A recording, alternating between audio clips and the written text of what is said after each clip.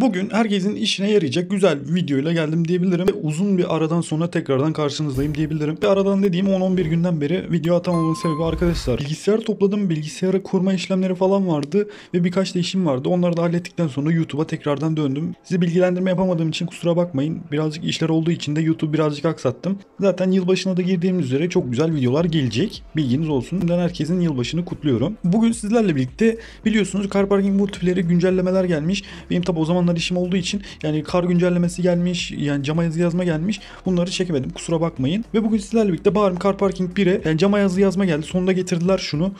Ve de oyuna gelmişken de en gerçekçi cam detayları nasıl yapılır ve de bunlar birazcık kolay arkadaşlar, bilginiz olsun. Şimdi zor şeyi gösterecek yani yapamayız falan demeyin. Bunların hepsi yani sizlere göre tasarlanmış bir şekilde, bilginiz olsun. Bu yazı yazma tasarımlarından neler var diyecek olursanız arkadaşlar, bir böyle AK silahlı tasarımla gibi bir şey yapacağız. Diğerinde de şekilli yazılar nasıl yapılır bunları göstereceğiz ve de cam çatlaklarına dair güzel bir detaylar göstereceğiz. Cama nasıl mermi sıkmışlar, cam çatlamış efektlerini göstereceğim ve gayet de herkesin işine yarayacağını söyleyebilirim, açıkça söyleyeyim. Şimdi dilerseniz yapım aşamasına geçelim.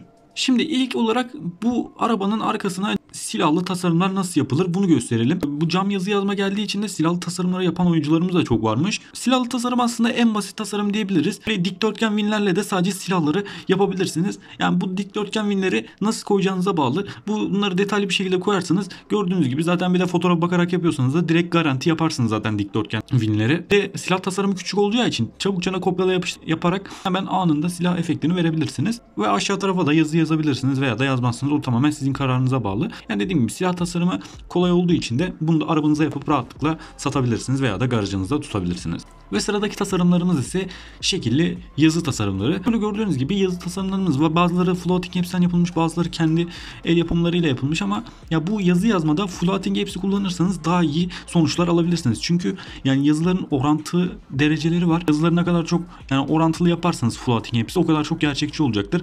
Yani floating apps olmadan yaparsanız da yani yazılar orantısız olabiliyor. Yani bozuk olabiliyor. Yani siz ne kadar düzenli yapsanız bile bozuk oluyor. O yüzden de floating apps'i burada tavsiye edebilirim sizlere. Ve de böyle yaparsanız da yazılar çok güzel bir şekilde verimli olacaktır burada. Ve de GDM arabalarına çok yakışıyor diyebiliriz. Yani normal arabaları da yapanlar var ama bunları genellikle GDM'ci tayfa yapıyor. Ve sıradaki tasarımlarımız ise camı çatlak detayı. Bu açıkça söyleyeyim. Bu tasarım açıkça söyleyeyim silah tasarımı kadar kolay. Ama sadece dediğim gibi kadar çok detay vermeniz önemli burada. Çoğu oyuncu iki kesime ayrıldı diyebilirim. Böyle yumuşatılmış vinilleri çok kullananlar var. Ve de direkt bu örümcek ağına benzeyen vini var ya, onu çok kullananlar varmış bu cam çatlama şeyinde. Bunu o kadar çok kullanan olmuş ki bildiğin herkes bundan hayran kalmış. Bunları sürekli kopyala yapıştır yapa bu örümcek detaylarını ve de küçük yapınca hani piksel oluyor ya bunlar. Ve de piksel oldu mu da arabanın camı çatlamış efekti veriyor. Bu gayet çok yaratıcı bir fikir. Ya bunu siz de arabaları deneyip de yapabilirsiniz. Bu aynı şekil yani arabaya mermi sıkmışlar da arabanın camı delinmiş gibi buna da aynı şekil efektini verenler de var. Mermi izi de böyle örümcek ağı vinisine de gidiyor yani. Her iki tasarımda da kullanabilirsiniz. Çatlamış mermi izi falan.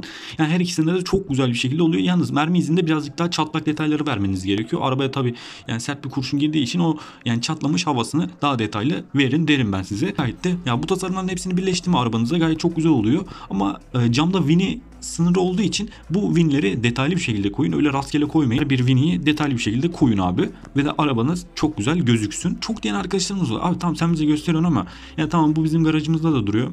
Ya ben bunu garajımda tutmuyorum, satmak istiyorum ama satamıyorum diyenler de çok var. Arkadaşlar bu sizin ne kadar çok yaratıcılığınıza bağlı dediğim gibi. Yani 20 dakikalık 30 dakikalık uğraşırsan o kadar karşılığını emeğini alırsın. Ama arkadaşlar bunu o kadar çok kafa yoran var ki ya 1-2 saat 3 saat yapan arkadaşlarım var. Ya bu sırf cam tasarımı için. Yani bir de arabanın normal modifiyesi var. Bir de arabanın normal modifiyesine de emek vermeniz gerekiyor. Yani siz ne kadar çok emek verirseniz arabayı o kadar çok fiyata satarsınız dediğim gibi. Ticaretlerde zorlanan arkadaşlarımız çok oluyormuş. Ve de o yüzden de bunu ekstra olarak bir bilgi vermek istedim.